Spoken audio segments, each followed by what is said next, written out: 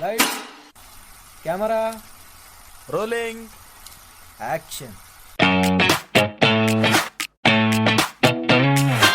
Welcome to my podcast, Let's Talk About Verticals, a place where secrets are spilled, stories unfold, and the mysterious world of verticals is revealed in all its glory. Behind the scenes, oh yes. Exclusive insights, absolutely. Eccentric characters, you bet. So pull up a chair, pour yourself something suspiciously strong, and prepare for a conversation you didn't know you needed. So welcome to the podcast Let's Talk About Verticals. And now, let's talk.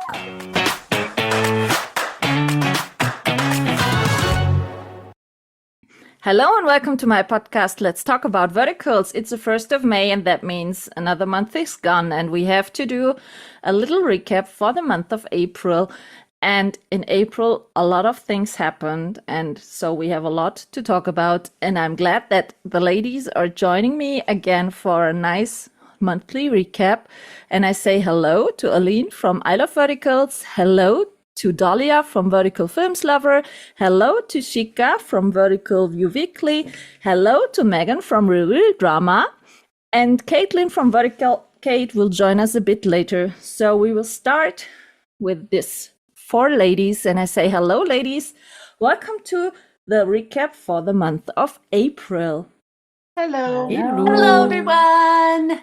First of all, I want to start with the news that we have another non-exclusive guy anymore.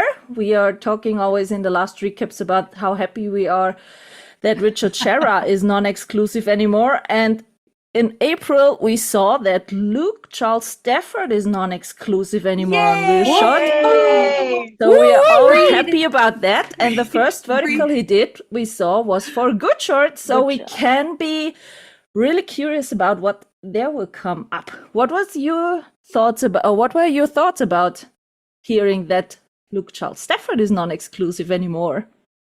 Finally! Like any other, honestly, it's just so cool that they can try other stuff. It's really, really nice because ReelShort didn't give him much good stuff in the past few vertical he did with them. So I cannot wait to see what he's gonna do elsewhere. And did you see the first verticals Richard did was with Good Short after being non-exclusive anymore? The first one now is with Luke Charles is also non-exclusive for They're Good getting Short. all the rules. pulling Yeah. I think Good Shot is waiting like the bird. So hey, come to us. Yeah. And I assume that Shika is still waiting for Mark Herman to be non-exclusive. I think we're all waiting for that. And that Jesse guy belongs too. to Hollywood, I'm telling you. And I don't know, he's stuck with ReelShort, and ReelShort is just going. I mean, the latest verticals I've watched from ReelShort, I have not been able to give any one of them even 5 since a long, long time. I don't know. To be honest, I haven't watched on ReelShort anything for now round about 6 months. Because none of the shows they published catched me in a way to even start it, to be honest. So I know. I think it was interesting to like go to the fan awards, and just see like we're not average watchers here, all of us, right? We can agree on that. Like we're not necessarily like the average fan, but sometimes it is fascinating to see the snapshot from what the fans think and see, so we have to say that ReelShort won the app of the year. App of the year according to the fans. And it's funny because for me, they would be like the last app that I would vote for. I think we all agree. I think we all agree. Which is just like it's such a fascinating to me, as we spoke about, the 18,000 people that voted, how many really only watch ReelShort? Yeah. To be honest, so when I post some specials of a particular actor, so I get comments in DMs asking, which shows of them are on ReelShort, because I only have a ReelShort subscription. Yeah, but to be honest, every one of us got first trapped in a net of ReelShort. So Yep. I think if you enter the space, mostly you start with ReelShort. Yeah. In my It's the one opinion. that has the most options. Really, Yeah. if you look at it, when you, especially, you know, a year or two ago, whenever we started, it was that one or Drama Box that would just True. it would suck you in Exactly. because they had the most content. It was the one that was going to give you the most bang for your buck whether it was a monthly or an annual subscription, you would be able to get the most out of it. Yeah. Yep. And they kept coming. I mean, I think they would release 3 or 4 a week, right? Yeah. And they had a back lot. then. Yeah, even then, back then. And then it just, as we saw, you know, mid 2025, it just started getting so violent with that whole like, mommy, don't kill daddy, daddy's killing you, and we're all killing each other and abusing each other and making children starve. That one, you know, that one with the cute little girl that that poor girl that's forever part of her. Oh, yeah, geez. it is. So, No, so I think that's also a reason why some of them, like Richard, don't want to be exclusive there anymore, because they are so tired of doing such shit stories. I mean, look, Richard published a new vertical this month, also with Anna DeRusso on Drama Wave, and every time when I'm seeing him now acting, it's so light. Free. Yes, he seems so free and full of enjoying doing it, and that's what I missed in the latest roles of him on ReelShort. Well, and this one, his first werewolf role, also he was able to, you know, be in a true alpha. I mean, a true, you know, even he's played a husband plenty of times, and you would think that being a head of a family in the ReelShort roles, you know what I mean? He's still a husband, so the head of a family, but he never felt like the leader, you know what I mean? Like the alpha. And you see non-exclusive, he did a mafia one where he did a werewolf one now. That was all type of roles he never did at ReelShort. Right. So more diversity in his roles. Absolutely. For him, it's so good. So we will see. I think next month we can speak about the first one from Luke Charles Stafford coming out. So we can be curious about that. First time in April, also the pirate vertical, one of the pirate vertical drops. I think we are talking about that also. The next pirate vertical is now 1 week away. Dahlia is a bit in the pirate mood already. I love it, Dahlia. So this one is coming up next week, as I said, and the first one dropped 2 weeks ago, no, nearly 3 weeks ago. So that was a highlight in April. And what was your other highlight in April? Aileen, what was your highlight in April? I think Aileen was it not Alice in Wonderland? It was Aileen in Wonderland. It was Aileen in Vertical Wonderland. Aileen in La La Land. And had like La La Land and like a glow, well, not a glow up because she's already glowing, but you know, she had makeup Hello, done. Caitlin. Hey, Caitlin. That was fun. That feels like I just came back from that yesterday, honestly. So fun. Yeah, this was that was 5 crazy days, clearly. Like only 5 days, but it felt so intense, clearly. Like every day we were doing so much. And that's in a good way. Like at least I didn't have time to get bored or whatever. I didn't watch any vertical there because come on, you lived in a vertical with all these actors around you. We watched the first 10 episodes of one that I didn't remember and I had to rewatch. Well, it's not even for me. Like it's a mafia, weird, dark romance one, so it's not even for me. But no, I mean, it was very nice. And actually, I will be in the background of a vertical that will be released probably mid next month. Because I visit a set with Vertical Sunset for Drama Short. And it's a rom-com that is coming out probably mid next month. So cannot wait to see like the final result, because we were there with Sarah from Escapism via Vertical. We were there like for 3 hours, and it was very interesting to see how it works. Like, I didn't really know what to expect, like how it's done. You can imagine a little bit, but you cannot really see it. But yeah, it was very, very nice. Everyone there was very, very nice. They were super happy to have us, to explain to us what they were doing, how it works, and yeah, it was super fun. So Now cannot you are wait to see. more addicted to verticals? Well, I mean, did I need that? Probably not. But I mean, I don't but know. I mean, no, it's just, and I'm happy that it's a rom-com, so it's something cute.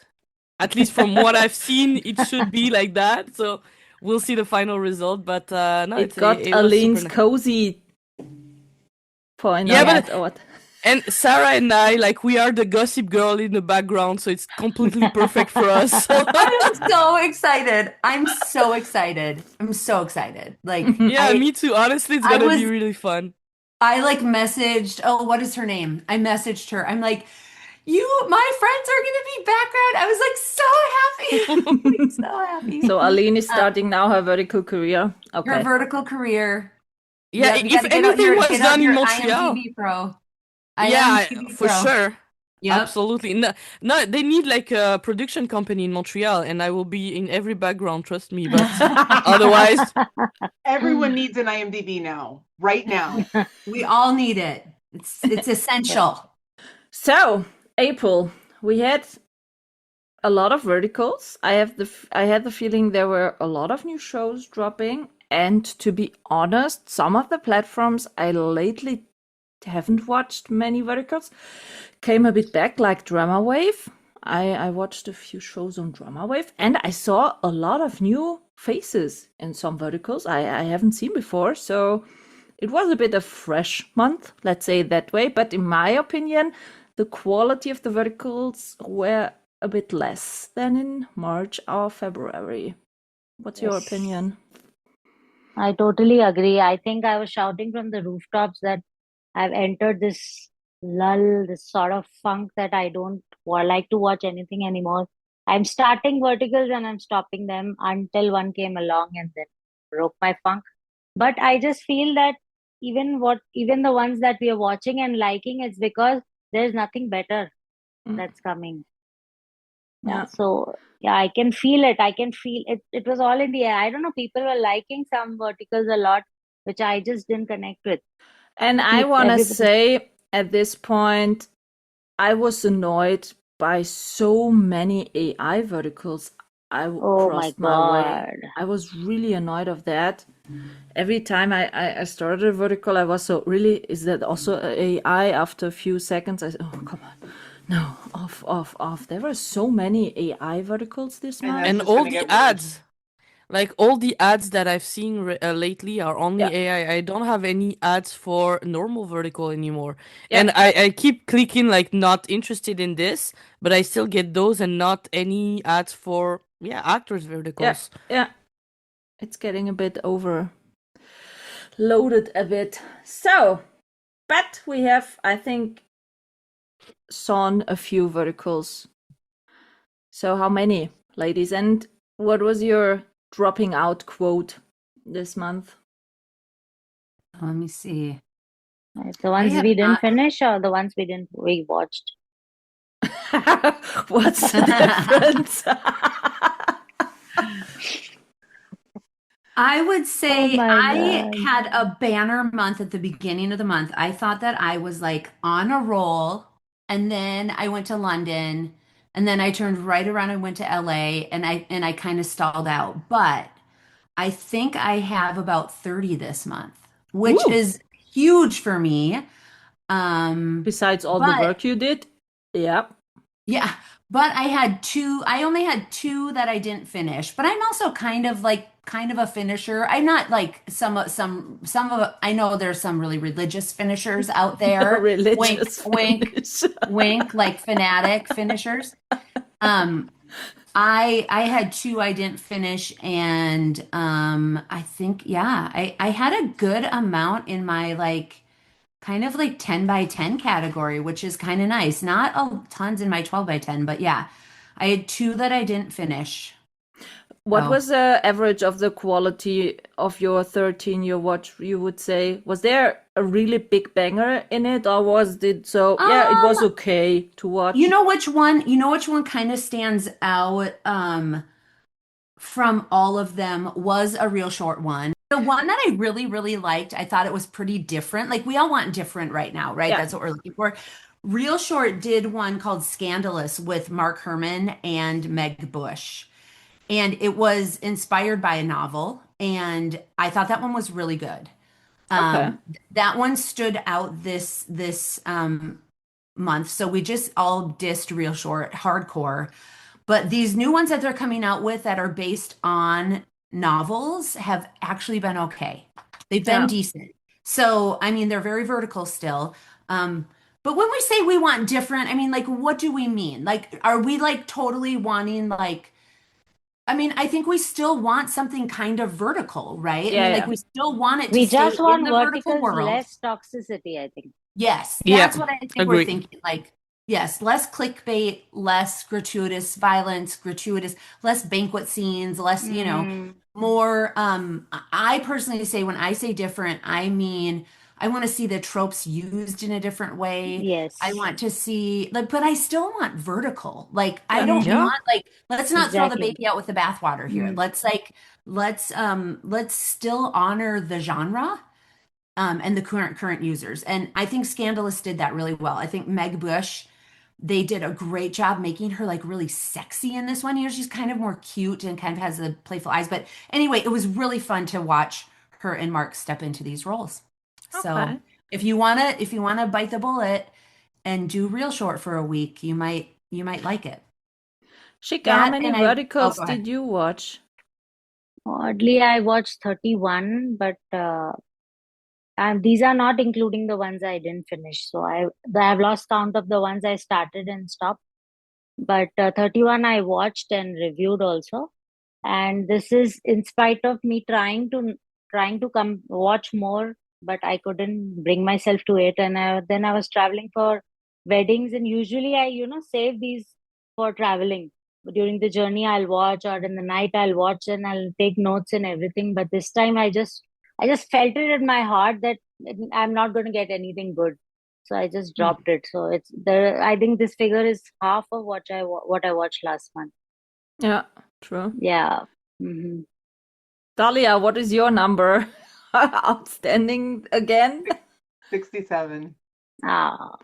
That does not include one that I did not finish. You did And it no includes- what? You did not finish one? I didn't finish one, and I am guilty of watching one AI because I was comparing it to an Yeah. exact same title Yeah, okay. of Live, which was Felix Murbach's one of the Wolf School. Oh, Yep. They had one that was complete AI, and then exactly the same story, obviously, of Felix's. And I was same curious. title too. Same exact title. Same exact title. And how was it? Obviously, Felix's is better than the AI, but you can tell the graphics and what they were able to do with AI. It's so much easier to be able to do transitions and be able to do fight scenes and be able to do certain things that you can't do as humans without CGI or Yeah. AI. So I honestly, when it comes to AI, Aline and I have had countless conversations on it, and I do believe that there is a path forward, a responsible path forward Yes. for AI. I think that when it comes to Agree. Responsible. when it comes to fight scenes, when it comes to graphics, when it comes to transitions into the supernatural, when it comes to anything that has to do with high intense graphics, AI is wonderful. When it comes to the everyday stuff that all of us do with Canva, with ChatGPT, all of it that helps our lives, AI is wonderful. When you start to mess with someone's career and replace things, then it's irresponsible. Yeah. And I do believe that there is room for AI in vertical life and in regular life. I just think that, people that choose to use it irresponsibly are just looking to make money out of it. And that, you know what, that unfortunately is everyday life. That's business. Yeah. Well, and we've seen that. It's the same thing as banking. It's the same thing Yeah. as the market. It's the same thing as food. I mean, genetically modified food, that's the same thing. So money industry is guilty of it too. You are able to genetically modify food to be able to get more of it. Doesn't necessarily mean that it's good for your body, but at that point, it doesn't matter. There's medicine to help let you live longer. You know what I mean? It's all a trade-off, and then big pharma gets bigger.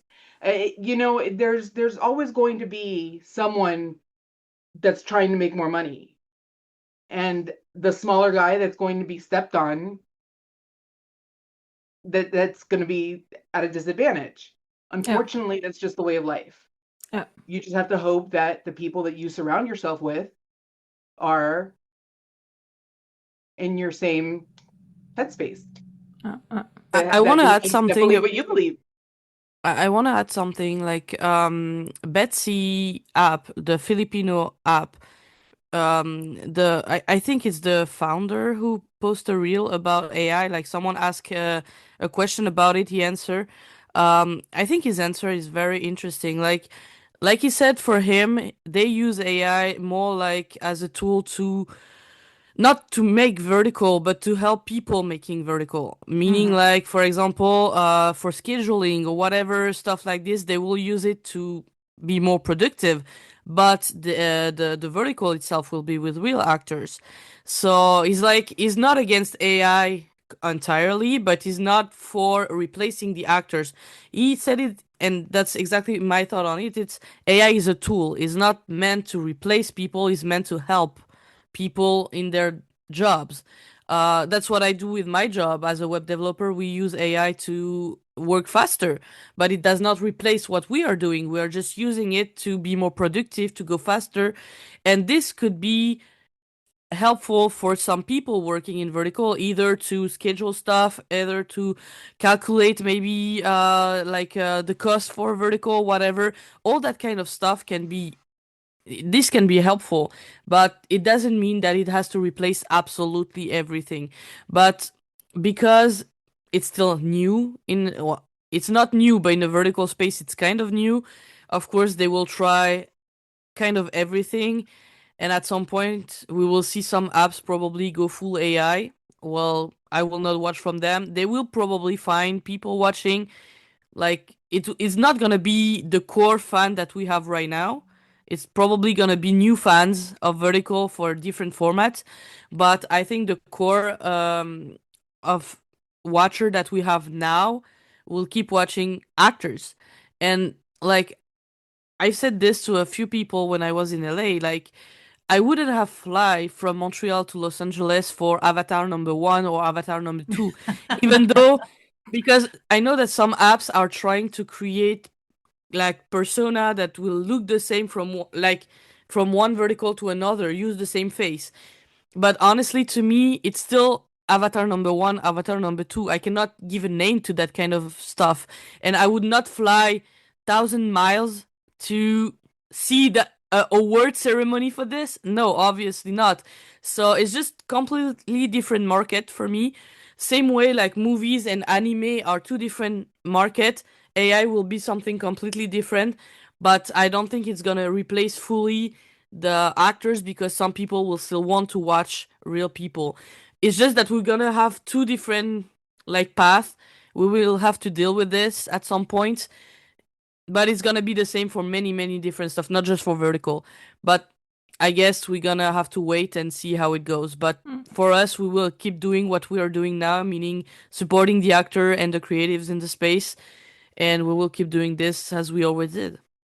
One thing that I was very surprised to learn is we had coffee with Juanita from the Gamma Time movie, and I asked her about the overdubbing. You know how they talk the movie again to be able to overdub to compensate for the sound, and I asked her about that and she said that all of that was AI.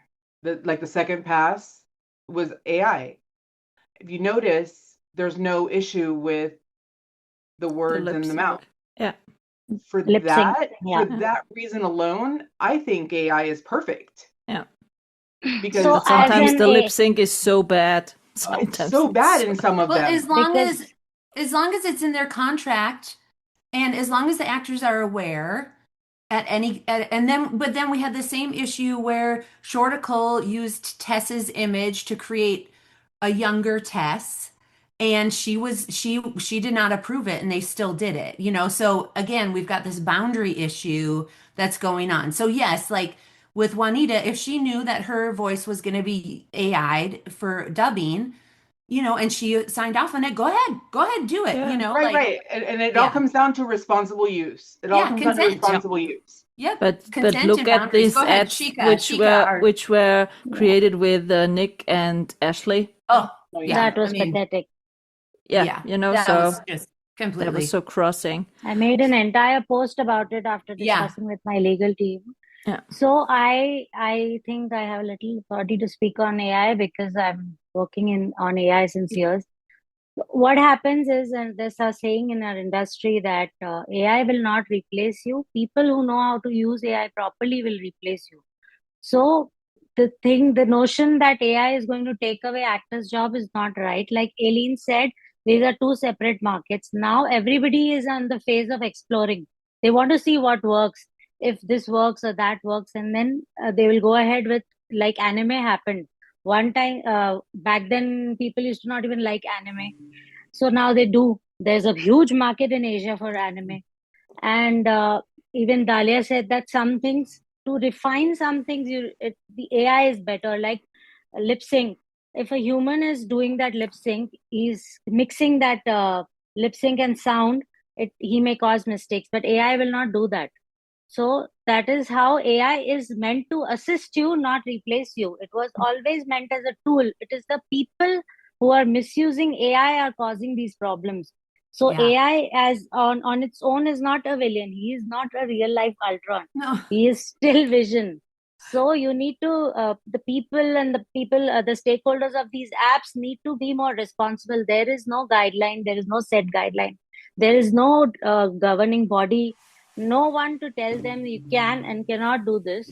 So that is the reason people just go on and do this. And what Rebecca Berg even told me, that in spite of the having many of those clauses in the contract, they are still being overlooked. So what happens is, if no one takes an action, if your contract is not fulfilled, and people have gone against your contract and you do not take any action, so that contract is of no use basically. So if I have a contract with the company that they cannot use my voice or my sound or my likeness, and they still go ahead and use it, and I just go on the internet and complain, it is not going to solve anything for anyone. They will just go on doing the same thing because there are no consequences. There needs to be a governing body where they can go and complain, and those people need to be held responsible legally. Because and even after complaining and reporting any reels, so many times, the one where Nick and Ashley's reel was miscreated and circulated, they are now doing the same thing with Neventomic's vertical.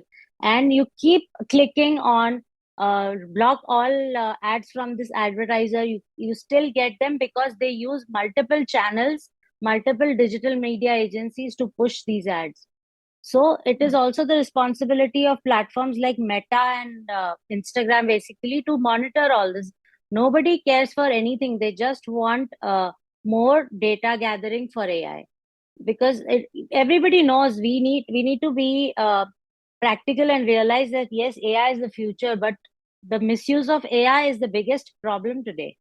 Yeah, that is. Well, and But then, also, just to talk about, I talked with one actress that had one of her vertical, some ads were done with AI with her in it.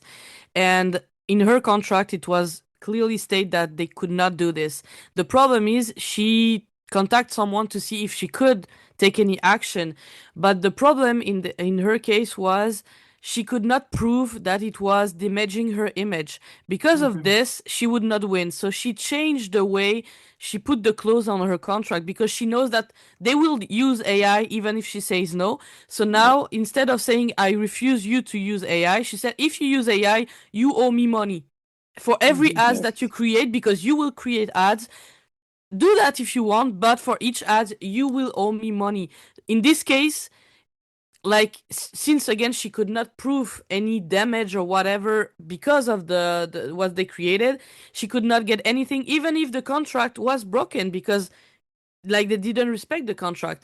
But I think now, and that's very sad that they have to do that, but asking money if you use AI is probably something that could reduce, because at the end the app will not want to pay so much just because they break the contract. So I think this is also something that more actor, I hope, that will do, like asking, okay, you cannot use AI, but if you still do it without my permission, you owe me money on this. So, and put a lot of money, so maybe you can become a billionaire in the end, create your own stuff, and no more problem. No, but like, this is really something that annoys me so much, because I totally agree with Shika.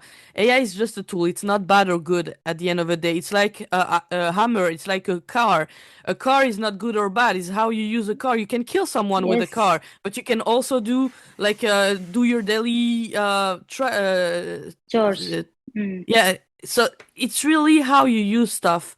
And when something is Exactly. new, people do more or less everything with it. We had problem with Photoshop, people doing also nasty stuff at the beginning. It kind Yes. of, some people still do it, but way less than before.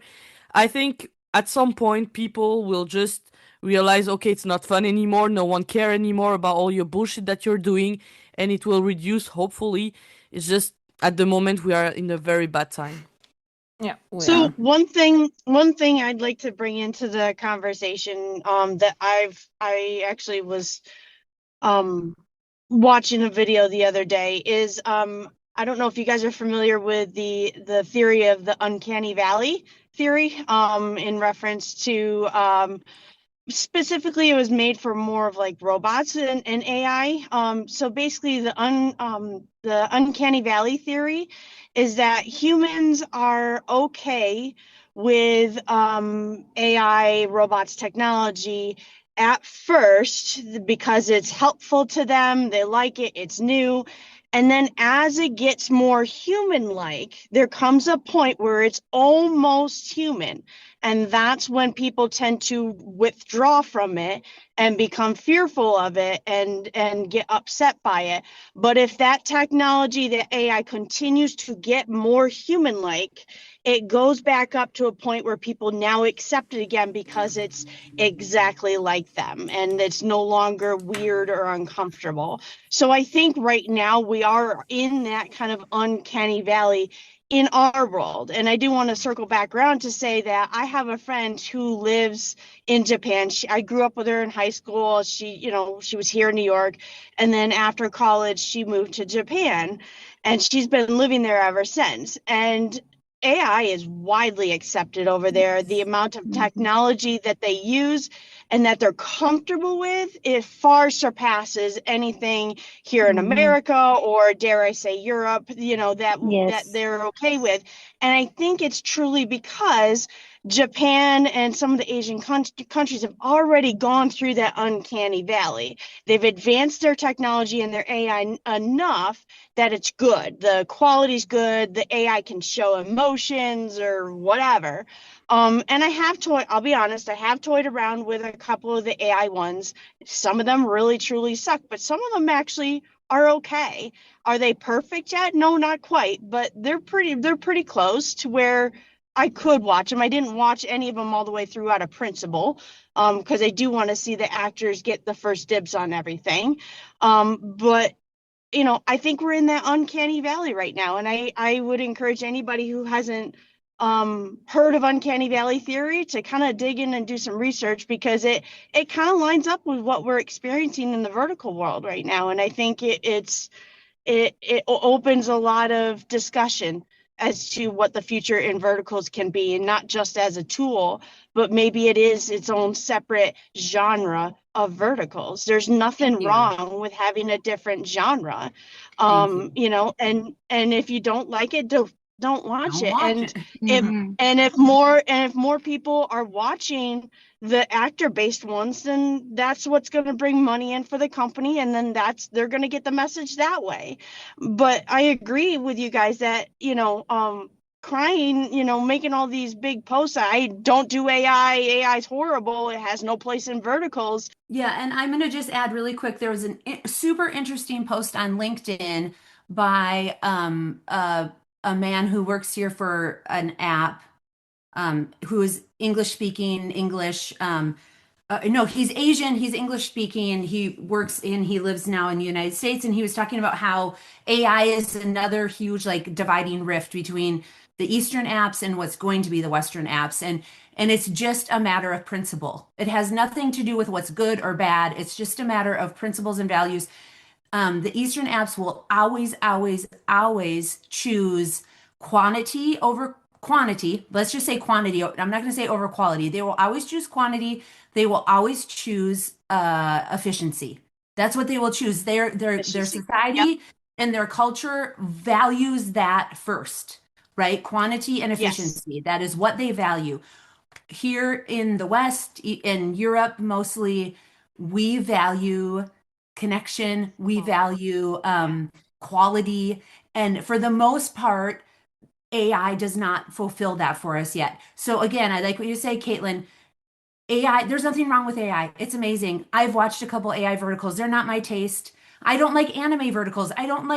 There's a lot of other genres I don't like. Me too. I did watch one that I thought was fascinating where it was a werewolf one, and you could tell they used AI to augment it heavily, but the actors were still the actors. It was still directed. It was still all people. I tried to reach out to the actors. I was like, can you please talk to me about starring in this vertical, and what was your contract like? And they didn't really want to talk to me. One was like, well, I don't do interviews about verticals. I was like, well, fine. You know, I was like, I really was fascinated to find out what it was like to act in one of these verticals where you knew they were going to be using AI heavily to edit it.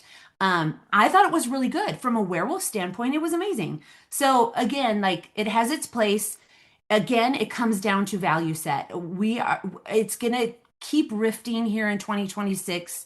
We've known the divide is coming for a while, and AI is just going to be another step which totally separates the Eastern apps and the Western apps, and it's just it's how it's gonna play out, and that's fine.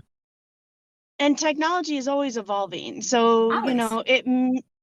So it may be that one day these AI verticals are advanced enough that, you know, they're just as good. Or if that's not your thing, AI also might advance enough to where the things they can do with it as a tool advance as well. I mean, you know, to be able to do explosive scenes, to draw in the male audience, you know, how great would that be if they can use AI and keep their budget to where they could have a bigger name star because they're cutting the explosive budget, you know, in half by using AI, you know, like it's kind of a give and take, you know. And I'm with Megan. My sister's huge into anime and I'm not, you know, but all the more reason that there's options out there, just like there's different tropes out there. I mean, I'm not one that likes the sweetheart verticals. I'm more of the mafia, werewolf, dark romance, all that sort of stuff. So, you know, but I get to pick and choose that. So I can pick and choose whether I want to watch AI or not, just like anybody else. So I think it has its own place. And if you like it, great, watch it. If you don't, you know? Yeah, as long I as think we the have the general option. consensus. I'm sorry. No, yeah, just as long as we have the option to watch actors, or like we still have the option with actors, is fine. The rest doesn't really matter. Yeah, so I was saying, I think the general consensus amongst us is that we have no issues with them creating AI verticals, but keep them separate. And as for the verticals with human actors, keep them separate and don't misuse their likeness in the same vertical, or Yes. don't create ads, clickbaity ads. Like what happened with Ashley and Nick was pathetic. So Yeah. don't do that. You can use AI for graphics and to enhance basically, but don't use it to And misuse. mark Just keep the everything in set. verticals. Mark the Mark the verticals. verticals Yes. that are Love it, AI. yeah. Even Dreamy Shot can do it, so you can do it.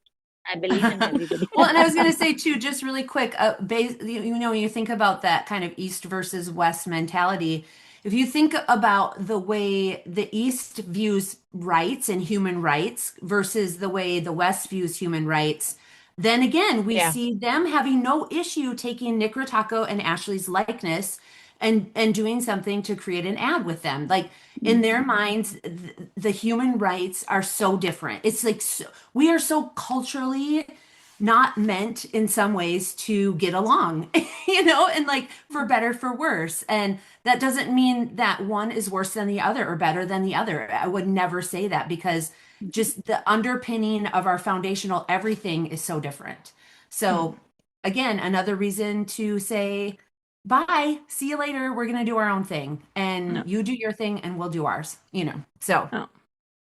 So I wanna add up. Eileen, did you count your verticals you watched this month? Yes, I only watched 14 because like for almost 2 weeks I haven't watched any. So in total 14, and there's 2 that I didn't finish. Caitlin? So I've actually been rewatching a lot of old verticals in preparation for the market. And I don't usually count those in my little spreadsheet thing.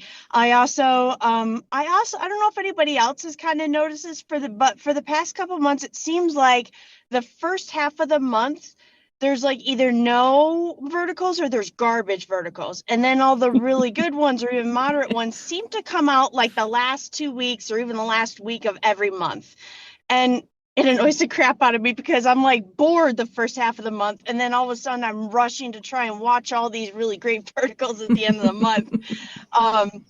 So I think, because I still have to log a few. I think I was around 51, 52 this month. New ones. Because like I said, I don't log the old ones that I rewatch. So. New ones, yes. Yeah. It's 200 otherwise, but... Okay, so big question for you. Any dropouts? No. Never. I maintain my record of one dropout only ever.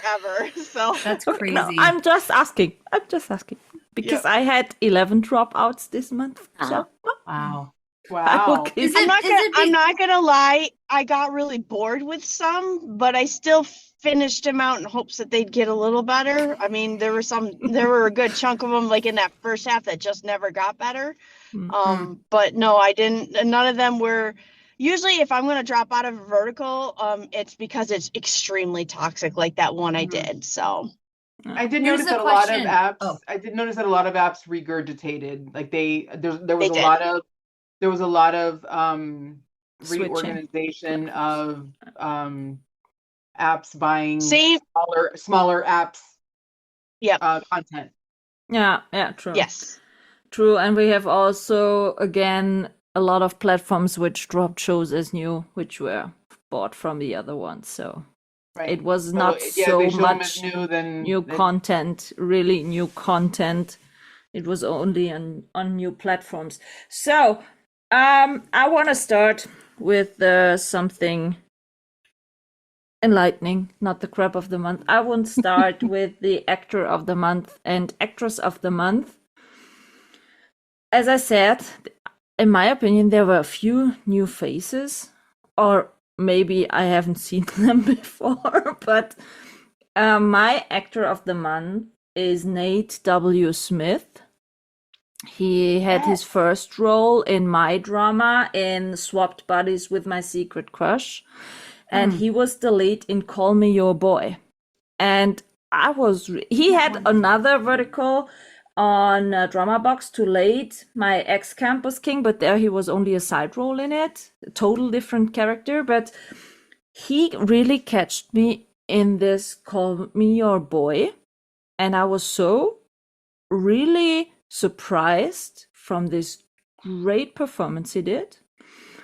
I saw him I saw the swapped body vertical, but to be honest, I didn't remember that it was him in the lead there also. And when I watched it up on IMDb, I was so, what? Oh, yeah, it was him. True.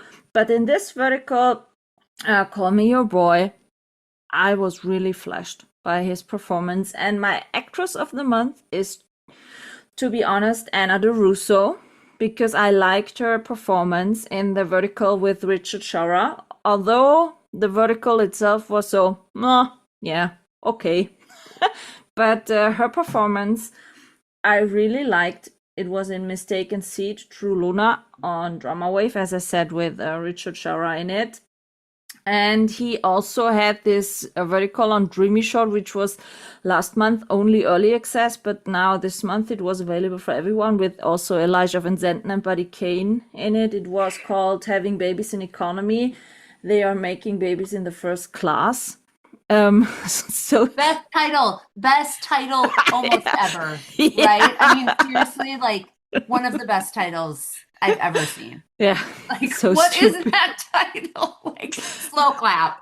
Yeah. Slow clap for this creative who did this title. Wow. Yes. Simply Yay. wow. No, but I like Anna DeRusso as an actor. Okay, she's kind of nearly always the same character, a bit weak and a bit, yeah, but for me, she's really... always pregnant too. Yeah, it's a second Kalen Blue, so yeah, true. No, but pretty much, yeah. But for me, she did a lot of verticals lately, and I really liked the one with Richard together, to be honest. So she is my actress of the month, and as I said, Nate W. Smith is my actor of the month. All I have to say is Jake Hobbs is back. Yay! Yeah, Jake true. Hobbs is back. Mwah! True. Love him. True. Love Jake. 2 verticals, yes. Plus one that he was just kind of showed up also at the end to save the day again. So I'm very, very happy he's back. Very happy. And I also want to call out Ryan Kelly for the Teen Wolf fans. Ryan Kelly was in Alpha's Love Captive on My Drama with Brooke Moultram. If you are a Teen Wolf fan, he played Alpha Brock in this vertical, but he goes back to my pop culture days. So I was very, very happy to see him on a vertical, as opposed to a later conversation I'm sure we'll have about another My Drama. I mean, about a Candy Jar. So Shika, who's your actor and actress of the month? Actor, I'll say it's the birthday boy, Sam Meyerson. Yay, So it was a very dull week, and I thought I think I mentioned on the group as well that I didn't have enough verticals to finish my verticals of the week. It was such a bad week. And then came Sam with Oops, My Rich Husband is Faking Coma with Haley Evans on Flick Reels? On Flare Flow. Flare Flow, yeah. Don't watch that one yet. It is so fun, and I just love the entire energy. You know, he's faking the coma, so he's looking at her from the side. He's looking at her from the peripheral vision. He's making these tiny micro expressions, and they are so funny. Like, I'm like, so many people do so much melodrama, still they are not able to portray that much emotion that his one eyebrow raise could portray in that scene. So I really loved that. It was short, sweet, cheeky, and it was fun to watch. And I'd like to give a special mention to Kenny Resch for Gun and Rose on Short Max. So it was a toxic love story, and he was that, you know, typical toxic guy, and he's hurting his wife for some reason and everything. But I'm talking about his portrayal of that character. His character was not good. It was his portrayal with a straight face. You could see the crazy in his eyes. You know, it gave that psycho lover vibes of the 90s where they could say they used to send letters in blood. That kind of vibe he was giving. So I really like that performance. And as for actress, it is Haley Evans again. because I think it's very difficult for someone to match Sam's comic timing. Mm. And Haley did it with so much ease. She was matching him toe to toe. Every scene, their comic timing, their comic chemistry was so good that it was just a fun watch. I think while coming back tonight, also, I just watched the same one because I didn't have energy to watch anything else. And I knew this one is going to make me happy at the end of the day. So that is the one I watch. And there's one more, Haley Lorelai. There are two Haleys for Best Actress of the Month. For the one with Jake, twins hide and seek, she was Mm. so charming and she was so hilarious, and she's just a delight to watch on screen. So yeah, both Yeah, the I loved Haleys. that one too. Yeah. Eileen? So my actress is Shena Veroni from Call Me Your Boy. She's really great. Like I also loved her in Every Sunday I Run to You with Noah Fernley, and now with Nate. Like she's really, really, really good. So for me, definitely her as the actress of the month. For the male, I chose Cayman Cardiff. I do agree with Nate, he's amazing, but I wanted to give a shout out to Cayman for my fake office fiance on Gamma Time. I really love this one. He's a complete green flag, like really nice guy. This one is one of my top of the month, but I really like this one, and Cayman did a great job, so that's why I chose him. And as a side role, I have Ashley Davidson that plays Lucy on Call Me Your Boy. She's the bestie, basically, in the so Victoria's bestie. She doesn't have a big role, but what I like is she's the super supportive bestie, which Mm. we don't see enough in Vertical. Most of the time we have besties that betray each other or that are super judgmental, whatever. But she was like super supportive, even though like Victoria was struggling with the age gap stuff. She was like, "No, go for it if you like him. He's nice, go for it." So I really like that kind of dynamic from a side character that we don't have that much on Vertical, so I want to see more like that. That's why she is my sad character. Caitlin? Who blown you away? So for I don't know about blowing away because like it really was still a tough month for verticals. But I really did appreciate for actress this month. I think I'm gonna go with Nadia Wilmensky. She played opposite of Felix Murback in the new vertical. She wears his crown or something on Drama Wave. It's the one that has the AI duplicate that Dahlia and I were talking about earlier. She did an excellent job portraying this story. I really liked it. And this is the other thing, is this is the second one this month where I found it was basically a story we've seen on traditional horizontal screens brought to the vertical screen. So this one, it was a very reminded me of the movie Mulan, very much so. And she did a great job portraying that Mulan type character in this vertical. And Felix is a powerhouse to begin with, so I think it really takes a special actress to be able to complement him on the same level. And I think she successfully did that, because Felix can very easily be overpowering for a lot of actresses, and she met his level very well. I was very impressed. For actor, it was a little bit tougher this month because I thought there were a lot of really good performances. I really appreciated Nick Westaway's role in the pirate vertical, Crimson Sails. I squeezed in one last one. I was able to squeeze in the Gold King one with Jackson. And that was a really good one. That one, if we had a best ensemble cast award, I think this month it'd be that, because I wasn't sure how all the vertical cast was going to handle westerny things. I grew up on old western verticals, the John Wayne, the Dean Martin, the Henry Fonda, all those type things. So I kind of had high standards for this first western one. And it actually turned out pretty decent, other than I think they used the wrong trope, but it went pretty good. So I guess I would have to go Nick Westaway or Jackson for actor of the month this month.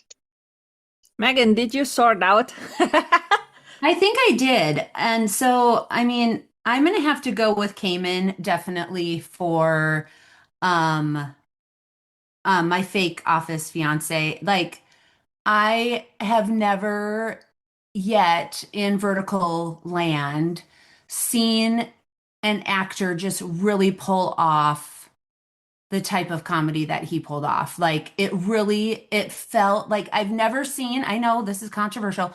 In my opinion, there are no rom-coms yet, and I mean, we have maybe vertical rom-coms, but I felt like this is the closest one I've ever seen to actually a rom-com that actually has funny lines that are well delivered. And Cayman nailed it. I mean, just like nailed it. So as someone who absolutely loves comedy, came in, he was perfect. And of course, he can do no wrong in my book. As you guys all know, huge fan. But, but no, I really do think for me, just because I just have wanted to see that type of comedy for so long, yay Gamma Time for actually giving us something funny. Please, like more, please. Hear me right now, anyone in the industry listening. More funny, real funny, not just like put a laugh track on it and say it's funny, or like make weird music and say it's funny. My girl, okay, so this might be an older vertical, but it's like it was on My Drama. It was called Chosen Luna, the Alpha's Unwanted Daughter. Let me show you. Here's the can you guys see that? Can you see it? Like the poster. So it was on My Drama. Okay, I just looked up her name, but I just lost it. Oh shoot, where did it go? Was it Anastasia? I think he's Ivanuk. Ivanuk. Yeah, I think that's right. Anyway, thank you, because I just had it, like legit just had it. And then I got yes, Anastasia. She played both roles. So she played two sisters, and one was kind of the twisted evil sister, and the other was the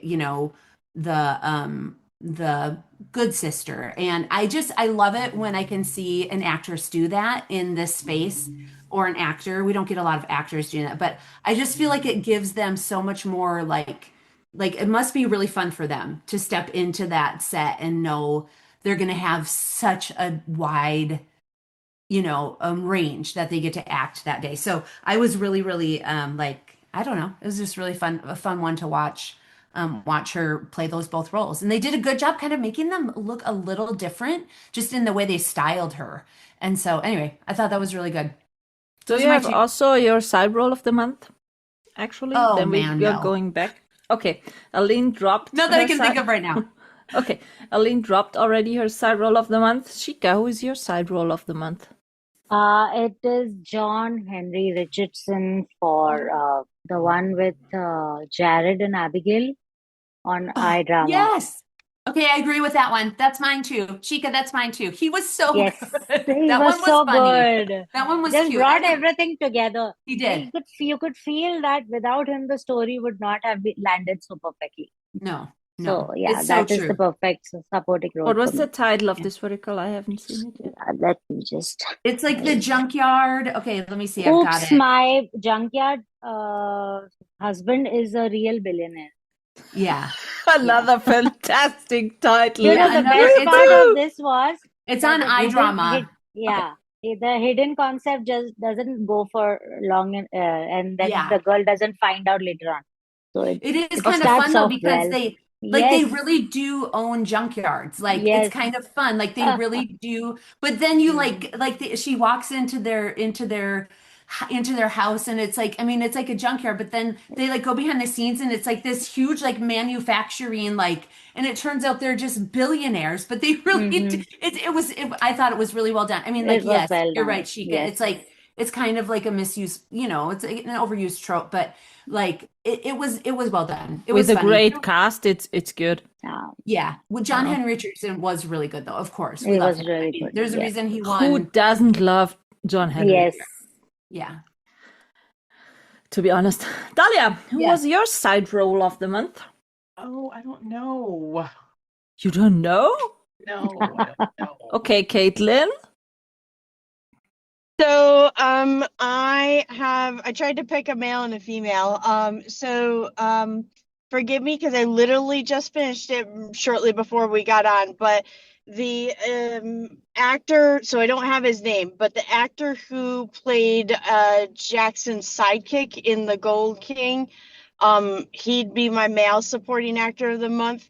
He pulled off probably one of the most perfect Western accents and persona, like just how he embodied it.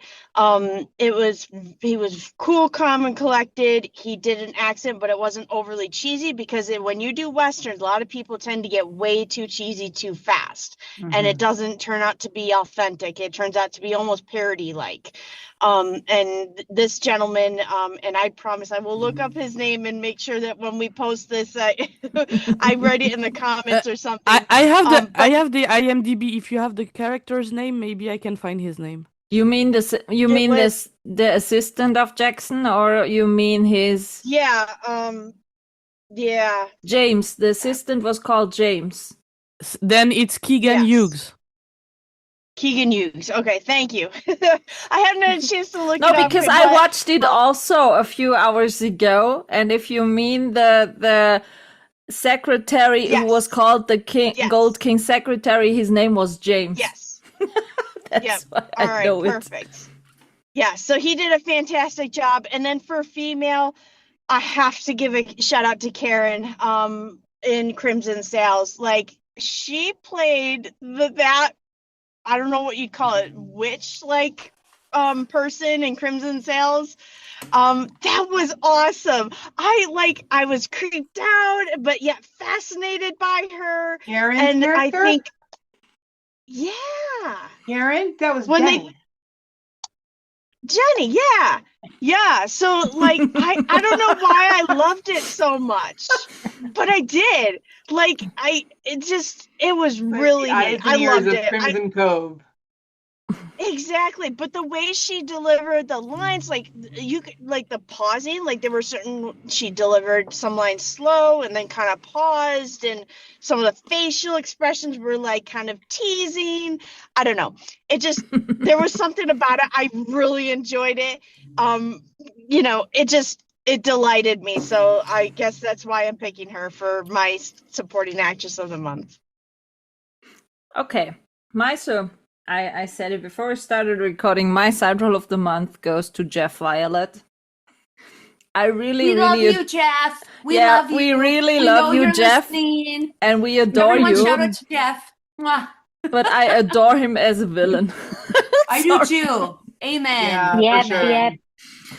I loved him as a nice guy in a Billionaire Matchmaker, but in the last two villain roles I saw him, it was the one on Call Me Your Boy on Drama Wave lately, and it was also the Willy type in the one with Cayman and Maya Green, my fiance, for his mafia uncle. He was also the villain guy. Mm-hmm. I love his villainous, I can tell you, because if I wouldn't have recorded with him and would know that he's such a nice guy in private life, I would believe him every second that he's just a jerk. Sorry for saying that, but for me, he's such a great person acting as a villainous ex-husband. So he doesn't really slip into it really does seem genuine. Like, it's kind of scary how well he can play a bad guy. It. Like, it doesn't like Kate was saying, like, there's always that line of like, it could go to parody, it could go to overacting, or or he's overplaying it. But for him, it's like he seems so cruel. Always he seems so cruel and cold-hearted. But we love you, Jeff. But yes, he does. He seems too cruel. And it's the same with Marcus Curtis, or Kelly Curtis. Marcus Kelly Curtis, whom I love, like my little brother, whom I will claim as like seriously just so fun. If you didn't know him in real life, you would think he was like psycho mass murderer. But he plays it so well. Like, he really does. Like, you really think he's psycho. It's the eyes. It's like the scary. I know. I know. Marcus But yeah. Kelly Curtis told me, if you need a murderer, I am your man. Okay. He is, seriously. Has anyone watched it? He just a couple released. Yeah, he's within lately in last the week. newest one with Jackson Tiller also. Yep, he is. I can't wait to watch that one. I watch basketball everything one? with him. The Yeah, the basketball basketball one. one, yeah. Is yeah. that the one on Shorticle? Is that on Shorticle or It's Short? on it's on No, ReelShort. it's on Real Real Short. Short. ReelShort. It's on It Real came out Short. already. Yeah. Okay, yeah, No, I have to watch but that one. shout out on Jeff. As nice as Yeah. you in real life, as evil you can be in your actor's life. So, but as I said, in The Billionaire Matchmaker, he was totally different and also very, very perfect in that role. So he can do both so well. So Yeah. And what I like in this role for Call Me Your Boy is like, yes, he's the villain, but he has also like the typical delusion side of a very cool villain. Like when you listen to it, like he's cheating on his wife. He got another girl pregnant, and then when he think that she cheated on him before, oh, you cheated on me! Like, come on. and she's like, 5 months pregnant already. Yeah, that's Yeah, my and even- favorite. That's yes, those are my and what I favorite love is villains. also like Nate, Ian's character, always like takes off his ring to punch him before, but the guy like Ronan, so Jeff's character, keep going to him like he's playing the big boy, but he's getting like humbled by a college kid, and every time he's like, okay, now I'm gonna punish you, but it's done in a funny way, and Jeff is doing this so greatly, like it's always super fun the way he does it. So yeah, he was really, really good. So Jeff, shout out on you. More of this. I know my person now. Woohoo! Okay, Dahlia, who is your side role of the month? One of them is Kelsey Mescal in Yay. Kiss and See. I she haven't plays seen the it. Sister. She plays this It was the free plays- one on TikTok, isn't it? the one on TikTok, right? Oh, I need to watch this one. She really plays the sister who's ill, and I really like her role. I think that she showed some depth there, and I really liked how she played that. And then another person I'm going to shout out is to Olivia Rose Williams for being able to play the villain very well in 2 verticals this month. Academy of Lies on Shorticle. Oh yeah. And she was also in the Simp. It too. Yeah, this Yeah, true. Which one? Simp Yeah. one. The other cute and cozy rom-com that you didn't mention that I thought you were going to mention, Aline. the simp one. Yeah, Yeah. yeah, that from one was Campus cute. Sim to Hidden Harris. Yes. Oh, Yeah, I saw this that one one was too. cute. Yeah. that one was cute. Which That was which different. app is that on? This Drama Wave? is on Good Short. Good choice. Yeah.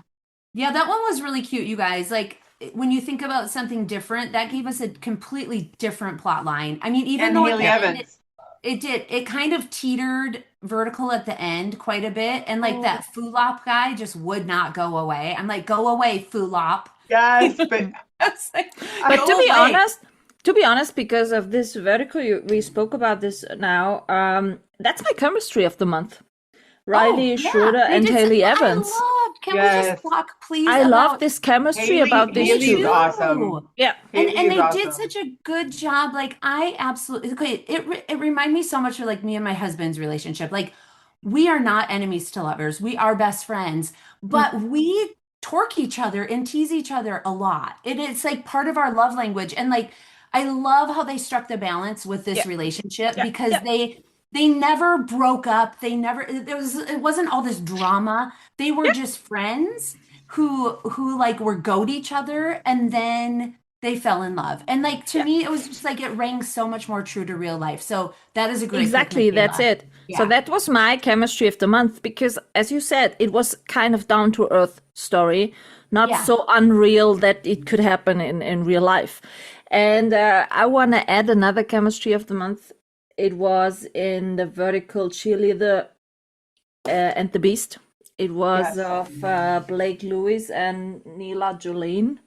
Oh. I loved that chemistry also, and it was also type of new storyline. So I had What was that chemistry. one? What was that? The what in the The beast? the Cheerleader and the cheerleader and the Beast. It was, or it is on Drama Wave. Okay. Sorry, I'm And the taking leads, notes. I the always take leads, notes while we're the watching. leads are Blake Lewis and Yeah. Neela Jolene.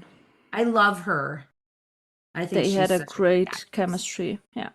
Okay. So I have 2 chemistry of the month. On which one? My drama? No, Drama Box. Drama Wave. Drama Wave. The Cheerleader Drama and the Beast Shorts. is on Drama Wave. My drama. All the drama. How many dramas? I mean, like, seriously. All about the Drama Too drama. many drama. No, All about what did drama. you say again? What was the name of it? My Drama no. Wave. Drama Wave. Oh my Wave. goodness, you guys, why? I messed myself up by like The making fun of it. Cheerleader And then I and the couldn't Beast, remember. Drama Wave. Drama Wave. Okay. The Yes. Cheerleader and the Beast, Drama Wave. Yes. Does anyone keep track? We should like keep track of everything we talk about in all of these. Like, come on, Michaela, it's your job. Re-listen to it, write them all down. You should No. record with AI. It'll take all of our It'll notes. take all of our notes. Yes. Who's your What are chemistry? your 2 chemistries? I Dalia? have on Drama Box was Boss, Your Ex-Con Bride is Back. Nice. That's Frankie Camarada. And Is it good to watch? I Tatiana haven't Aravena. started it. Is it good? Tatiana Aravena. Okay, I have to watch it. Tatiana Aravena is probably one of my favorite actresses in the whole space. Yeah, Since the she's really beginning. good. My Oh, second couple Yeah. is everyone's favorite couple, Chris Quartuccio and Kayla Brady. Oh, And Mike Drop Diva Diva. Oh, I haven't watched On it. Real Short. on Real Short. I didn't 'Cause like that I one. really love them together. what was the new vertical with Chris Cartuccio in it, where he was already married? My double proxy marriage to a billionaire. Yes, that sounds amazing. That's Also like on Real Short. press play yesterday. My double proxy marriage to a billionaire. What is the they're titles like are grasping this at straws. month kind What platform of is that on? Real Short. Every other title starts with oops. I know. Well, and I swear, isn't that what Sam Meyerson? He's got 2 on Oops 2 in a on row from Flare Flare Flow. I was Flow. like, we need the Yes. trifecta. We need another Oops. And even the one with Jared on iDrama is oops. My Yeah. junkyard villain. My junkyard. Yeah, I mean, A if lot an of actor oopsie doesn't, yeah, if they don't have Oops on their IMDb page, are they actually a vertical actor? I mean, like, It wasn't have they even really April. explored the space far enough and long There's enough? like for guys, they need alpha, they need billionaire, and they need that kind See, of stuff don't needs to be in forget- the title. Don't forget CEO. Yes, Yeah. CEO. For the Or- girl, or they need the virgin bullshit, Virgin. whatever. Surrogate. Yes, surrogate. of Okay, course. but Aline, who is your Yes, chemistry? Well, I like Shenna and Nate, so they are part of it. But my main chemistry of the month is Declan and Tristan on what's the name? Bound to My Hot Rival on Drama Pops. I was like Tristan, like he could be my actor of the month because he's probably also my actor of the month. Like he was, yeah, I have too many, but it's just he was absolutely amazing. Like I haven't seen him in anything before. I know he did other vertical, but I haven't seen him before. But on this one, I was just completely shocked by how good he was, and like the whole series is very good for so many reasons. Declan did also a very great job, but yeah, those two together, I was like, okay, like they just clicked and it worked perfectly. So yeah, Declan and Tristan, and the vertical is very good one. So anyone having Drama Pop, go watch it. You're gonna love it. do we love it because it's like a heated rivalry reboot? No. No. No. No, I just don't know. I've heard that there's a lot of comparisons between the two. Yeah, No. that actually that's something that bothered me a lot, and I talked about this with the production company. Like it used a lot of reference from Heated Rivalry, but it has nothing to do with Heated Rivalry. Like if you didn't check the need story, to. Right. No, honestly, the story was good enough by itself without needing adding all those stuff. Like they changed Declan's character's name. It was supposed to be Mason, and they put Shane because they needed like the heated rivalry stuff. Same like Tristan plays a Russian guy. He could have been any other nationality. It would have been working anyway. Like all the reference that they did from heated rivalry is what I didn't like in this one because Yeah. it's completely different storyline. It makes like it's kind of enemy to lover, but in a different Yes. ways, completely different way. Like I was really, really bothered by that kind of reference because it didn't work on the vertical. The vertical is good, but the reference to heated rivalry are really shit. It So was forced. It was There it is, forced. the shit. There it is. We heard it. yes, I think I that was needed to number say it for 2. this one. Well, and it's interesting because I've never watched Heated Rivalry, but I feel like Tristan looks like one of the characters in Heated Yeah, no, Rivalry. but He looks like really yeah. similar to one of them, one of the actors too. So it But was like, actually, yeah, the Russian guy that he plays, he's kind of the comparison with the Russian guy in Heated Rivalry, and in that sense, yeah, he really looked the same. He's also a very good actor, same as Connor Story that plays Ilya in Heated Rivalry. Like honestly, Tristan is really really impressive in this role, so he was Okay. very very good. So, other chemistry of the month? Yeah. It was, I have 3. So 3? one was, yeah. The stories might be boring. The chemistry was hot. So Okay. we'll Who is it? The first one is Noemi Vanslick and Tyler Johnson Ellis in Hot for Preacher. They just they're just so good together, I and have to it watch was that such a one. surprise for me. I mean, I watched the Tyler's first one was on Wigloo, and I really liked him in that. But from them to now, you can see his growth arc. But this role specifically, he did with so much command, and it was amazing. So both of them together, and Noemi, I think it was the funniest, cheekiest role she has done. So it had Love depth. her. That she had layers, but the cheeky side was really good. Next is Jared and Abigail in Oops, My Junkyard Husband is a Billionaire. It really gave me again 2024 vibes. It was so tender and so cute and everything mushy mushy and cozy, like Aileen says. So it was really nice. I need to Third watch it one now. is, yeah, and the third one is Emily Gately and Eric Fellows in Contract Marriage with the Arms Tycoon. So yeah. it is very unusual. It was very unusual for them to pair together. And when I went into it, I didn't think I like it as much as I did. But the natural progression was what caught me. And it was more of her wanting to be a part of his life and wanting to do everything for him. And it felt so cute. And Eric is so effortless. I mean, he comes from primetime television and everything, but his the chemistry felt real, like they felt like a real couple. You know what I mean? So yeah, Yeah, that's why I I like liked them. that one. Shika, I really liked that one. I Yeah, watched it mostly, and I've seen Eric Fellows in so many roles, and I felt like Emily was such a good fit for him. Like sometimes, yes, like because he just looks more mature, a little older, and she can play that so well. Even yes. though she doesn't look older, she just like has more of like a mature air to her. They So didn't like even he was a mention good about fit. anything about age, which was a good thing. No, I yeah, really me liked too. it Yeah. that age was not mentioned. It was not even a criteria or anything. It was just that he want, and that disease that he had was it's a real one. I checked it out. Is it really? It was so Yes. interesting. He was like, I have to have sex because my skin is itchy. It was like, I what? mean, they didn't go into the psychological aspect of it, that why do people have that? It stems from Watch it, the you need guys. to, yeah, it stems from the need, lack of love or affection. Oh, lack of Yeah, so Which affection. Yeah. platform was it? Drama Wave. Drama Wave. It was good, you guys. It was It was interesting. good. It was one that I was like, It I did pressed really well play. also on Drama Wave. Yeah. Yeah, I like pressed play on that one too, Shika. And normally that's not one that I would have been attracted to, but I was like, there was something, I think I'd seen an ad, and like, I just remember being like, okay, first of all, he's an arms dealer, which you never Yeah. know, but that was never even really part of it. But it was good. It was really It was sweet. good. It Yes. was sweeter than you would think going into it. Yeah. So, what's your chemistry, Megan? Okay, let me look quick. Well, I really love, okay, I really liked in Seeing Scarlet, Adam,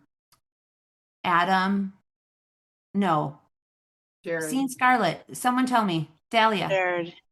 Jared Staub Jared. And Tori. and Tori, thank you. It's like Dahlia, come on. Where are you? Wake up.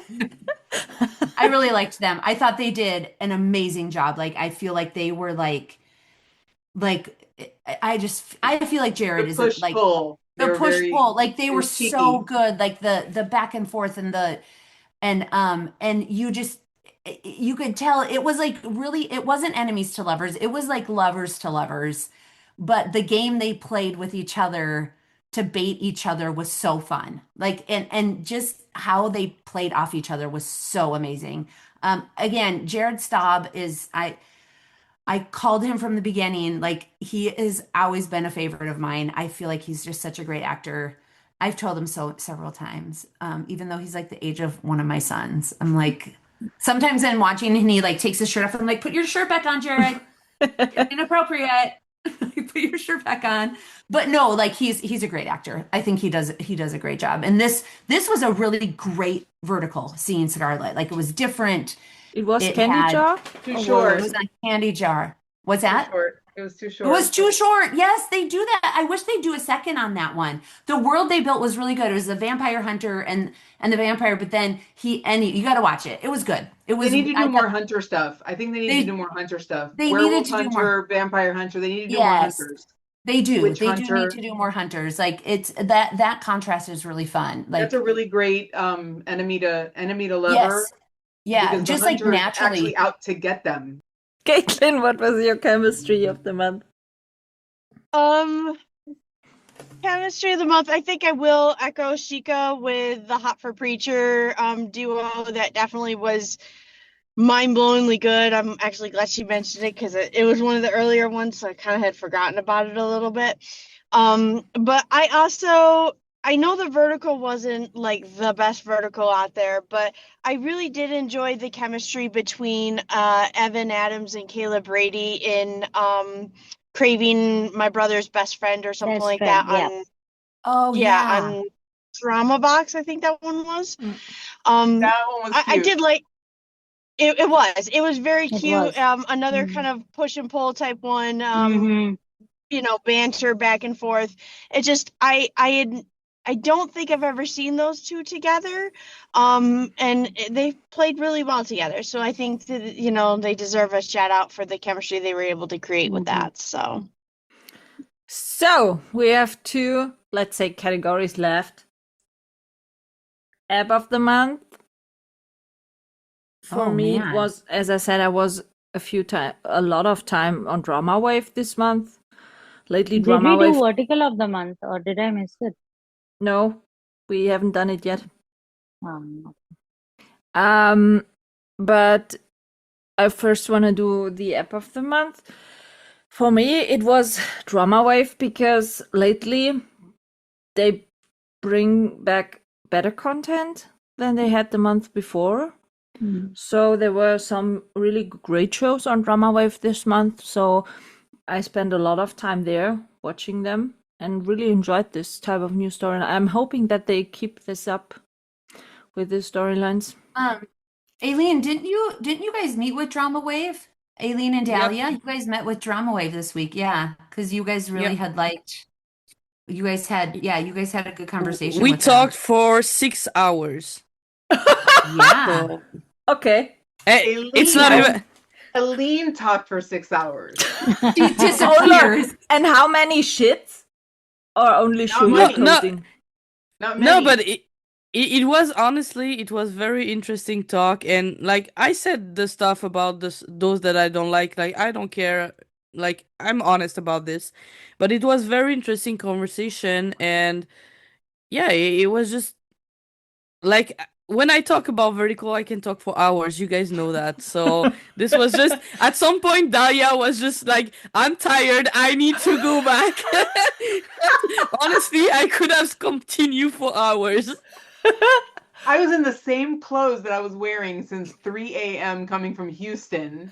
And I'm Yeah, sitting here in the same clothes at 3 a.m. I went to the airport and I flew over to see them, and then all of a sudden I'm thrown into this scene with Drama Wave, and then we went to dinner, and I had a sake, and I was like, look, I'm exhausted. I gotta go. I can leave you. You guys can Uber, or I'm Have going. fun. I'm out. yeah. I think you guys came home and I was like asleep. You were asleep. Anyway, I was like, what are you guys doing? Because they were in my apartment, I'm like, what are you guys doing? They're like, they're still talking. Why not? Oh, so what man. was your app of the month? Drama Wave, and Drama Box, both. I spent a lot of time on both of those. Other ones? Where did you spend mostly time? Like it was a bit everywhere for me. Like I have Drama Wave, Candy Jar, Good Short, and My Drama. I watch on those 4 a lot. So yeah, I cannot really choose 14 verticals. When you only watch 14 verticals, of course you spend a lot of time on Candy Jar. Me, I only watched 3 on Candy Jar because the only 3 were released in a month. Yeah. Yeah. Okay, Mama. You're right. Well, this but is I the watched first Spinny month. Fancy Tales on Movie Picks. This is the first month that I don't normally it's drama pops for me. That's what it's been the past 3 months. But this month I haven't watched any one on drama pops. I haven't watched the heated rivalry dupe, which I know it's not a dupe, but that's just what I'm calling it. I haven't watched that one yet. Not because I don't want it. I just I'm like, okay, so Boy Love has become great and it's amazing and it's everywhere, but what drew me to Boy Love in the beginning was they were really different, and now I feel like they're just taking the same characters bit overused. Yeah, I mean, not overused. There's nothing, but I feel like it's turning into the same verticals. They just swap out. On Real Short, yes. Somewhere else, not always. But Real Short are all the same. Like my draw towards Boy Love in the beginning, well, it was like they were really different, and now I feel like they're just a lot of. I want to say something controversial. Yeah, I know Pool Boy won the vertical of the year, but it should have been. No, what it was Water Boy who won, wasn't it? Pool Boy. It was Water Boy. Not Water Boy. Yeah, Water Boy. And it should have been, in my opinion, Sneak Me in Your Closet was much, much, much, much better. Yeah, but it's Real Short. Yeah, but it's real short. Yeah. Sneak Me in Your Closet, number 2. Mm-hmm. Yeah, way better. Yeah, way better. And don't. Yeah, I mean that's not controversial, Shika. It was. I mean, they were the fan awards for That's why we are looking for the Academy Awards. That's why we need Critics Awards. Exactly. Wink. That's Wink. why I started the Critics Award. Wink. Critics Awards. Wink. Yeah. We need the vertical Oscars. There's nothing wrong. There's room for all of the awards. Yeah, true. There really is. True. There really is room for all the awards. And anyone who's participating in any awards can cross over to other awards. And that's okay. I'm not sharing that because that's not loaded at all. No, it's not. Anyway, it is loaded, but that's a topic for what should we do first? The crap or the vertical of the month? Let's start with the crap and we end with the good one. Guys, don't ask me the crap one. Why not? I have 2, so I can go. I have. I have 11, so not problem to talk about the crap. Yeah. So let's do the crap. Aline, what was a big disappointment, crap, whatever you want to call it? One is more like disappointment more than a crap, and the second is a crap. So the disappointment is Off Limit and All Mine on Candy Jar, the one with Tate Diggs. That's mine too. Yeah, which one? That's mine too. The one with the guy from Hollywood. I don't even know him. I haven't watched that. Tate Diggs. Yeah, honestly, this one, I think it was overhyped by Candy Jar, and at the end, it was nothing special, not even good chemistry. It was more creepy, not creepy, but weird, like cringy than good. So at the end of the day, it was really not a good one. And like, yeah, it's not a good vertical. It's something you can easily skip. And the real crop for me this month was drive him wild. Sorry, on Drama Wave. This is another Hitty Drivery kind of replica with Greg Duffy and Jeff Lawless. Honestly, Jeff was the only good one in this one. He did a very good job as a lead on this one. I really like the way he portrayed his character. He has kind of a Magnus uh, type vibe in it from Shadowhunter, for those who know him. But yeah, basically the story was just cringy. They tried to make like jokes, but at the end it was not even funny. It was just too much. It almost looked like a parody of a vertical, but a very bad one. So story was really bad. They try also to lean on the heated rivalry hype, but the story is so bad that it doesn't even work. It's too much. Like, I love comedy stuff, but in this case it was way too much, not even fun anymore. I have two on exactly the same platform than yours, but different verticals.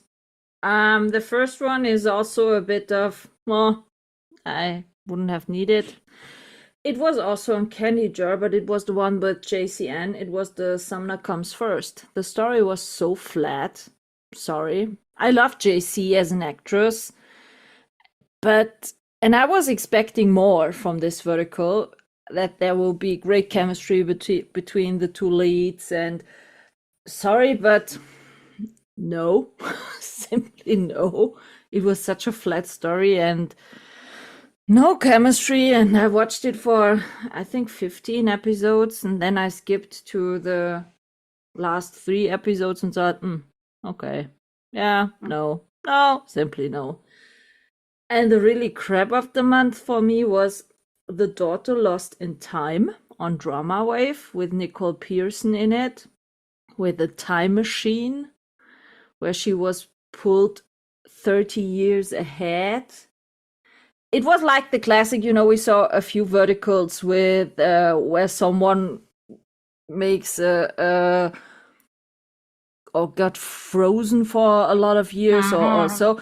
And in this one, it was that she was the mistreated daughter because all of them thought it was the adopted daughter and not the real one, and then in the end it turned out it's the real one. But she volunteered for this project with a time machine and a time capsule to get out 30 years before, and in the end they recognized, oh dang shit, this other one was the bad girl, and our real daughter, where is she now? Yeah, she's 30 years ahead. Oh shit. And then they are waiting, and when they are waiting and they made them old looking, it was so really? What? Bad makeup? But that actually sounds like so bad it was good. Like, no, like this, when you described that, I was like that sounds like it could have been actually very funny, like just because it was so bad. Like, anyway, sorry. No, I don't have so much sarcasm that no.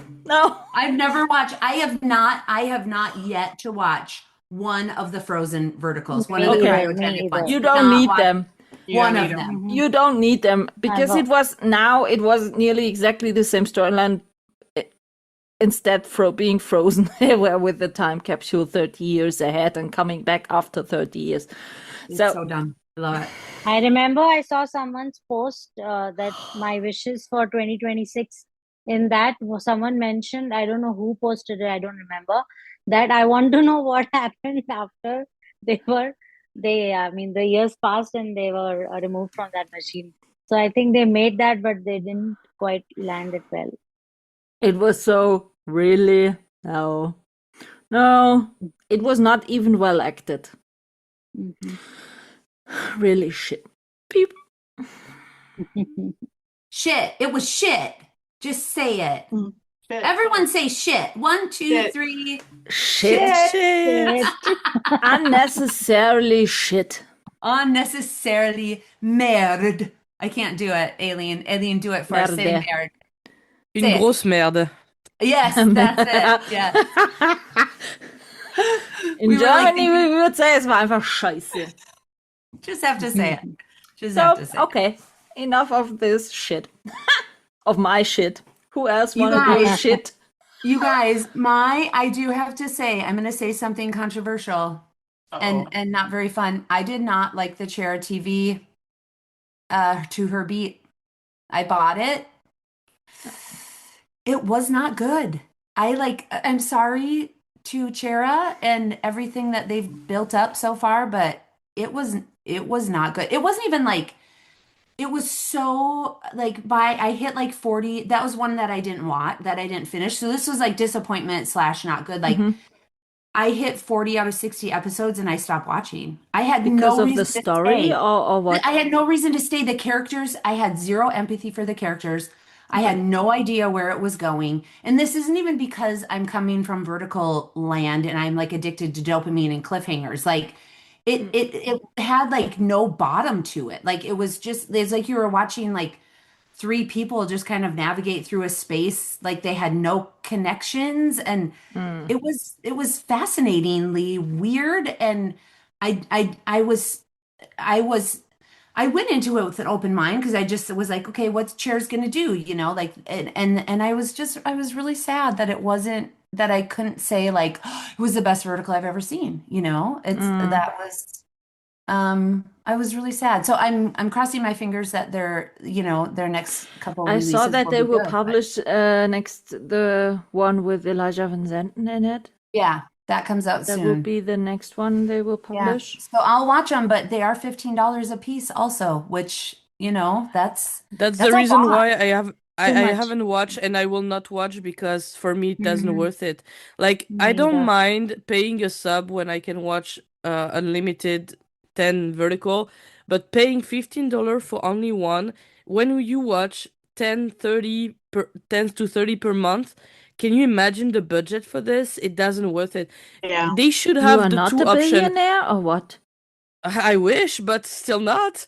I Okay. mean, honestly, the thing is, I think they should have a sub plus the option to buy, because I understand if I love something super, like very much, maybe I want to watch it, buy it to have it for the rest of my life, maybe.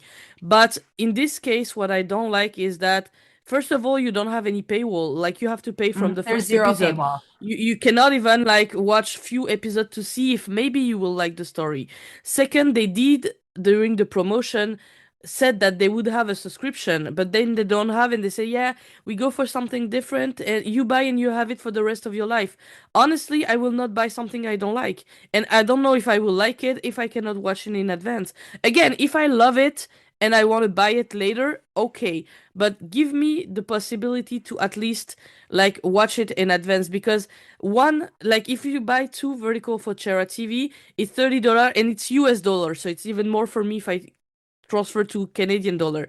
But like it will be $40 for two vertical. That's the what I pay for sometimes monthly for one app, where I can watch 60 if I want to watch 60.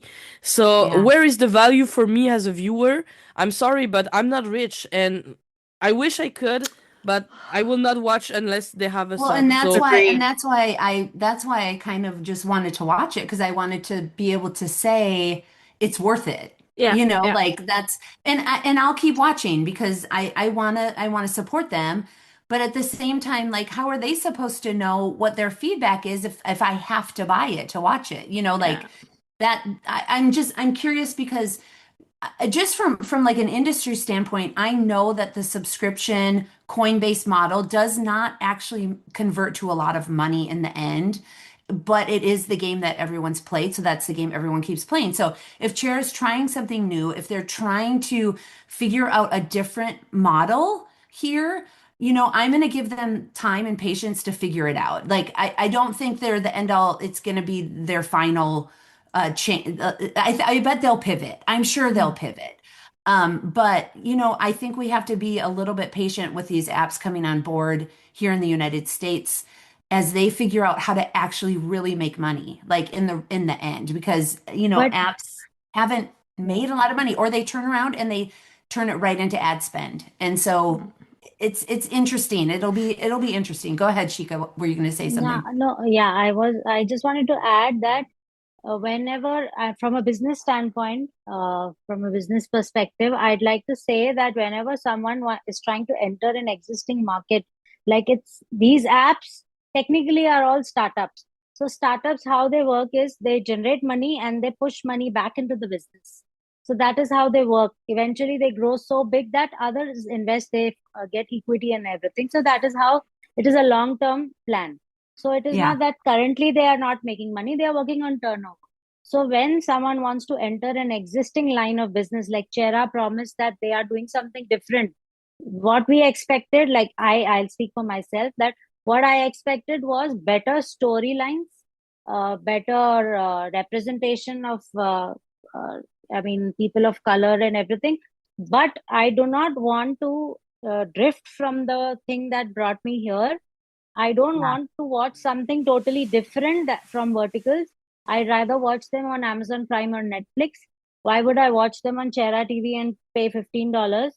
And the most important thing is you are trying to disrupt a market that has come here one after the other. Every app has followed the same template to reach here, and eventually they are going to realize their profits. But if you come with a mindset like this, that you want to do everything differently, you're not going to disrupt the market. You want to create a different category, so you will not enter that market at all. Yeah, I agree. I agree, Shika. And like I feel like that's something that I've been, from whenever I'm on the industry side, and like I'm actually going to be on the panel for the LA drama vertical market. I'm on the last panel about the future of verticals. And that is one thing that I keep telling people when they ask me my opinion on a new app. I'm like, look, you've got to, unless you have a completely different model to find completely different app, like completely different audience, the only way that we can really move this industry forward is if we honor the current genre. Otherwise, you're not going to make it.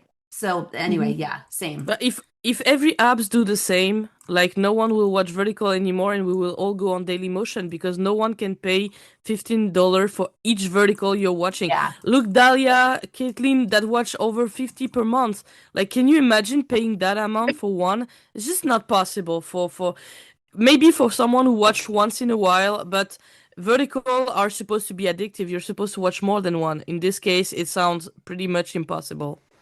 Yeah.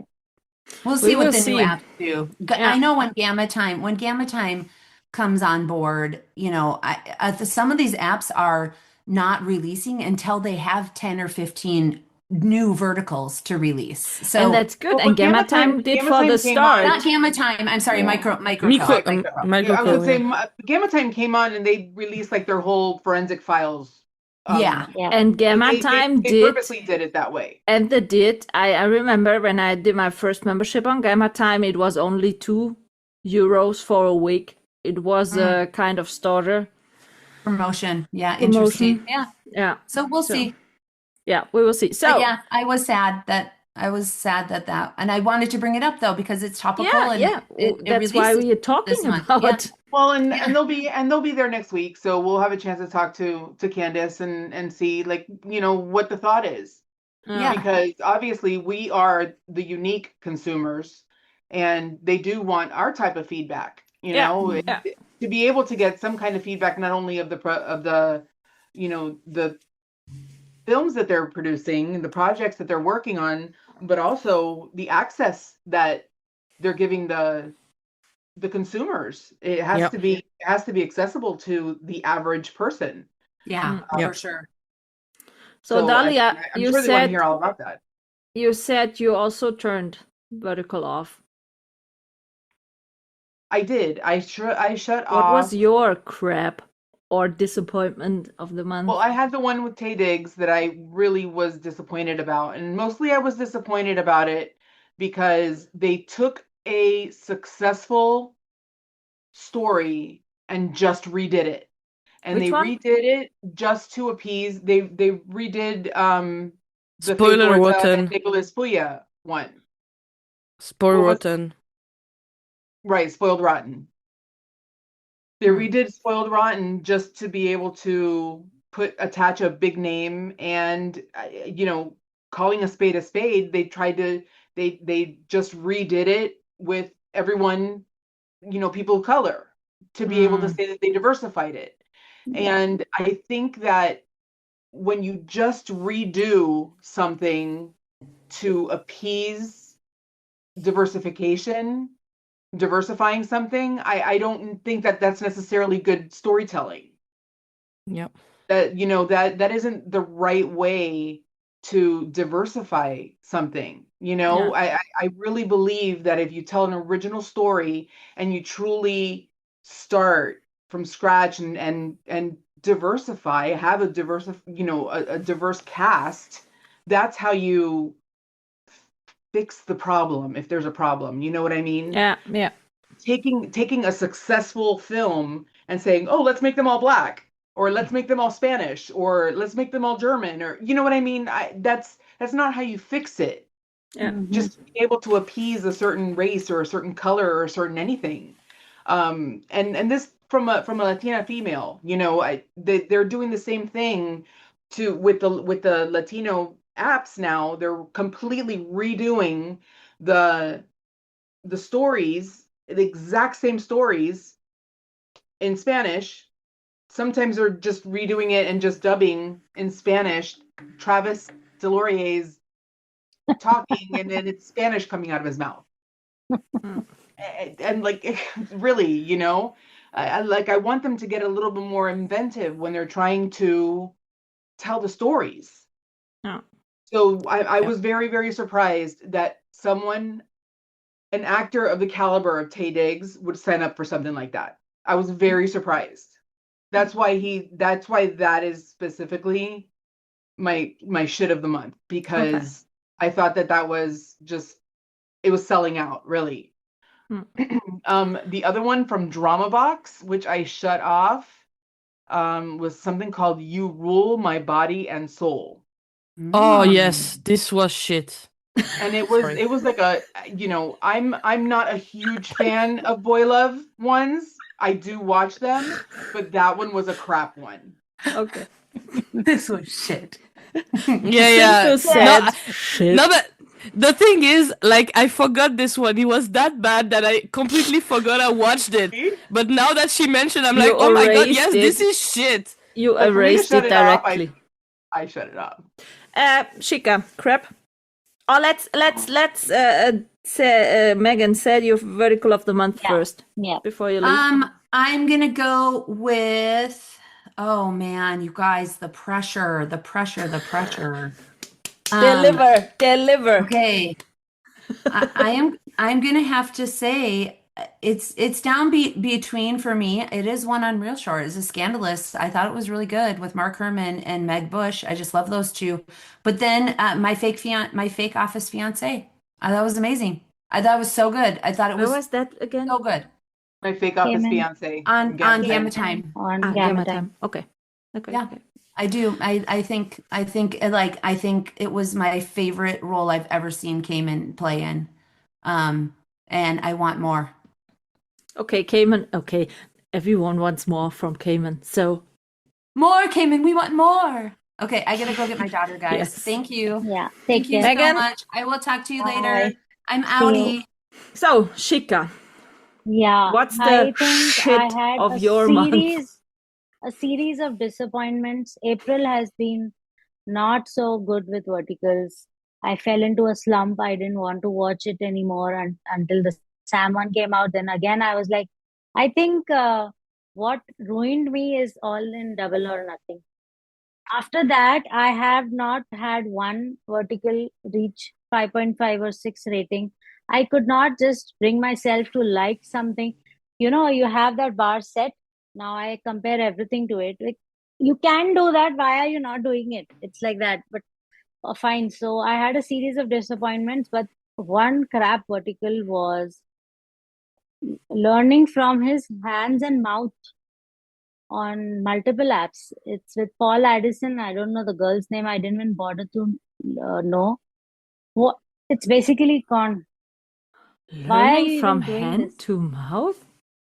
Learning from his hand and mouth. He is a doctor. He is a trainer in a med school, and she is the student. She fascinates about him, and it gets so dirty and awkward. I mean, there is a way to show forbidden love or attraction with your age gap, anything. I love Paul Addison. He has so much potential. So anything he comes out with, I'm like, I want to watch it. I want to give it a chance. But he's not been doing great stories. So this one just added to that list. But it was so pathetic. I could not bring myself to complete it. Why are you doing this? What is the purpose? Do you want to go on Hamster, or what do you want to be here? I just didn't understand. What was the purpose of showing such disgraceful scenes? There was absolutely no class. It was not dignified at all. It was very bad. So you screamed at your phone or what? I'm like, yeah, this month is just not getting over. Caitlin, what disappointed you? So I had a couple, but I'll just keep it to just two. Well, I'll mention three. So My Billionaire Cowboy is Jackson's new one that's on TikTok. And the story is good, but it gets messed up because I discovered I hate the verticals on TikTok. I hate the fact that every 30, 60 seconds I have to swipe up, that it doesn't do the stupid automatic play, which means I can't do what I usually do and hit play on a vertical and let it run while I do dishes or whatever. That really annoyed me. There were also, I think there were some scenes that were missing that weren't uploaded, and I know the last scene I had to, like, it said that there were 60, but it kept like ending at 59. So I had to do a little bit of digging to find that last episode to wrap up the vertical. So it was a good vertical, but the technological aspect of it totally destroyed the whole vibe for me. And then the really crap story one, which shouldn't surprise me. It's she's not homeless, she's a healer goddess on Real Short. It's the one with Lou Charles Stafford and I saw the ads for this one. And Rosa Singerman. So I love Luke to pieces. He's one of the reasons I'm in the industry and why I'm pursuing the acting and stuff like that. But I think he's been hobbled from Real Short for too long, and this was his last crap of that Real Short made him do before he was able to leave and go to Good Short. I am so ecstatic for him and all the others that have finally dropped their exclusivity contracts with Real Short, because Real Short, the quality's just been getting really shitty lately. And I'm not a huge reader of books, but I agree with Megan. Scandalous was great, but like the newest one, something about Romeo, that just got released, I didn't like it. I felt it was incredibly messy, and overhyped, and it was not good. I disagree with some people. I don't think the chemistry was there. It was really awkward.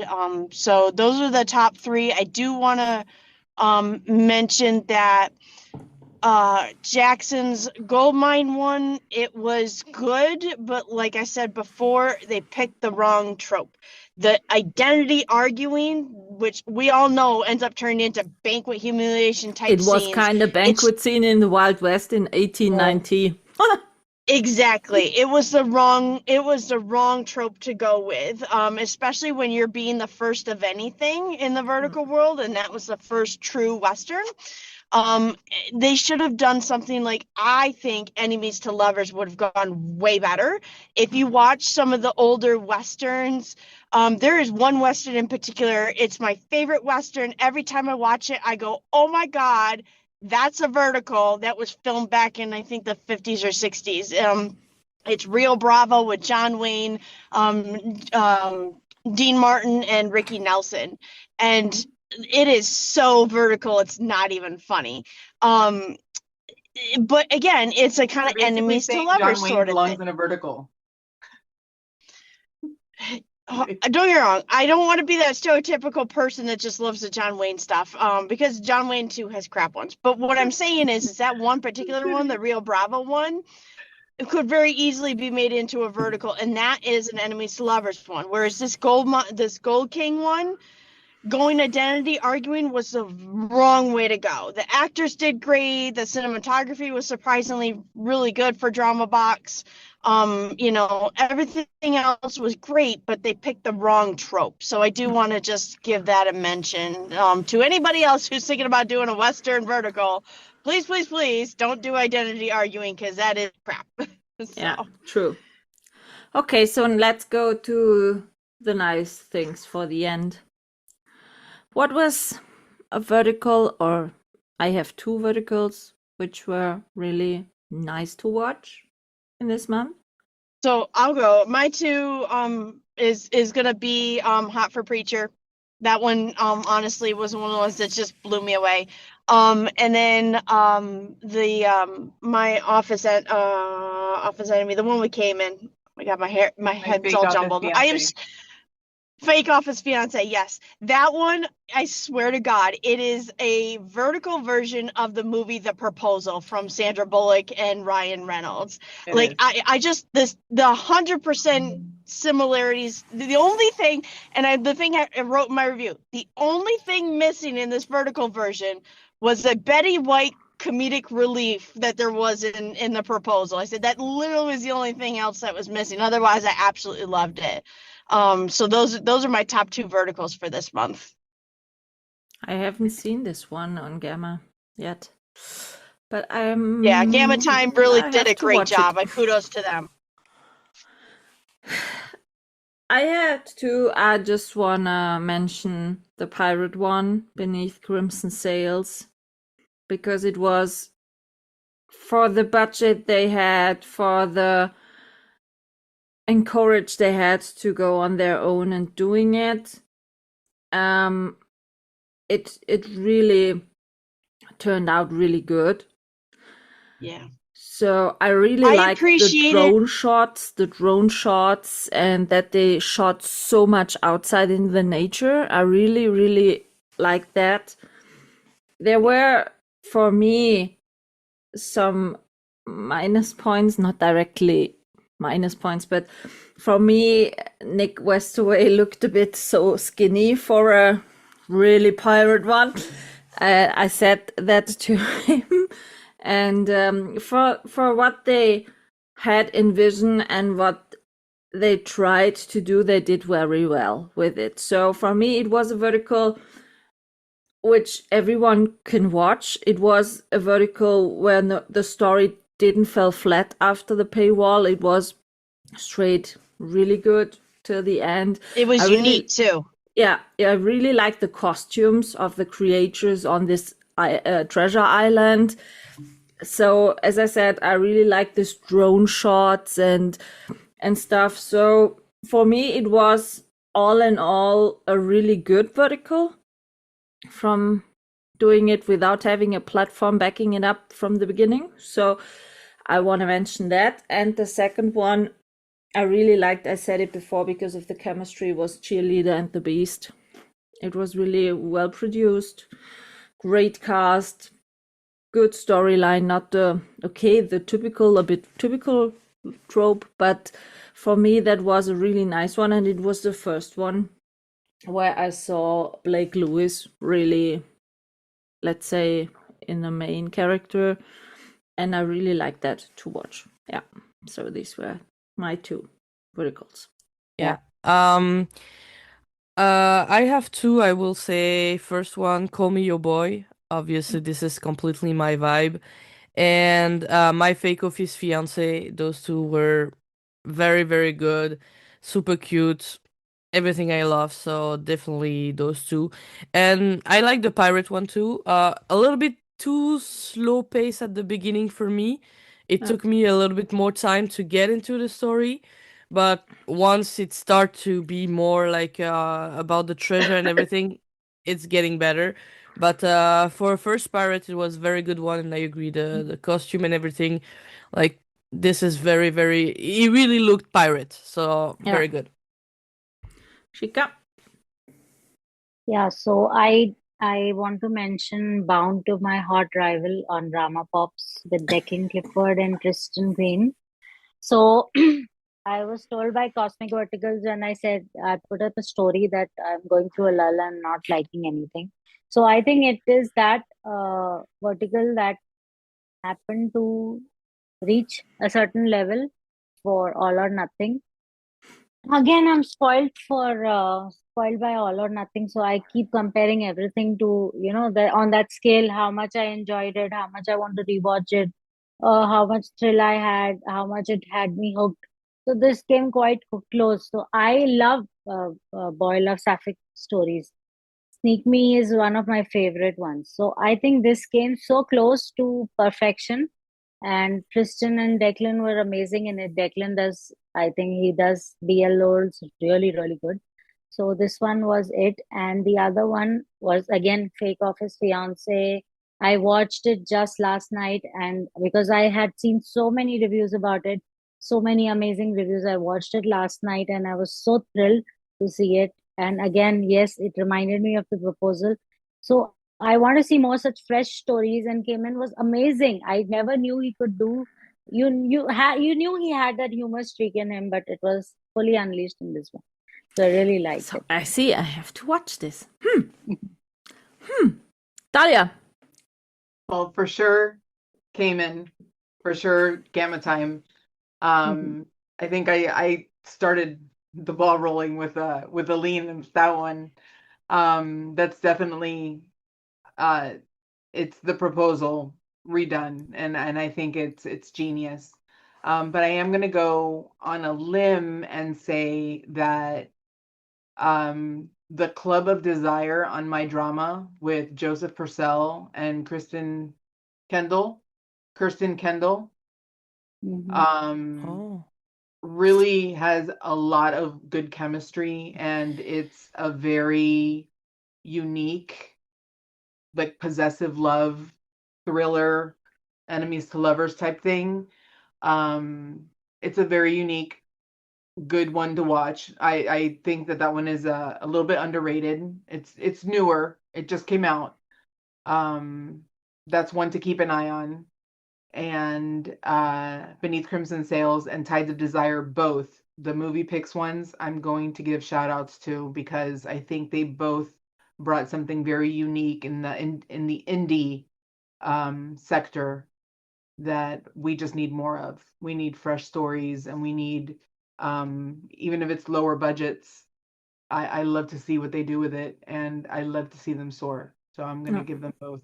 I want to end this episode with a shout out for the upcoming pirate vertical, The Kiss of the Pirate King on My Drama, which will drop on Friday.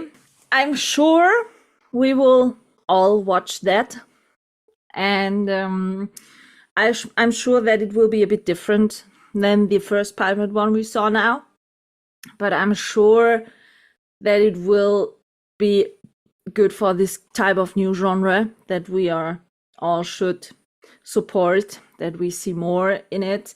And as I said, it will drop on My Drama on Friday, the 8th of May. And I'm sure we will talk about it in the next monthly recap. And we will see if another actually exclusive actor will get non-exclusive in May.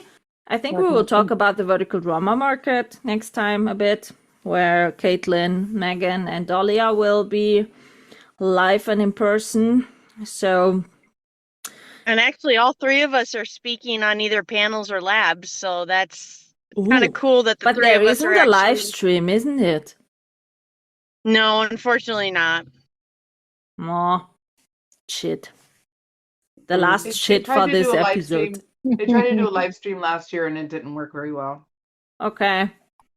No, because I saw the panels and thought, wow, really interesting panels. So, yeah. Yeah, there's actually Dana did an excellent job this year growing it and expanding it.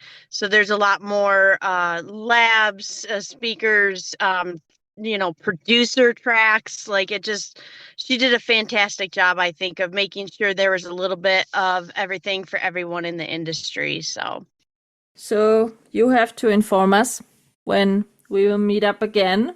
And I wish you a great May, the 5th month Happy Mother's already. Day to everybody in the U.S. Happy Mother's Day. And thank you again for your time and doing this monthly recap with me. Thank you for having us. Yeah, thanks. We will stay in contact over the month and see what comes along our vertical way, right?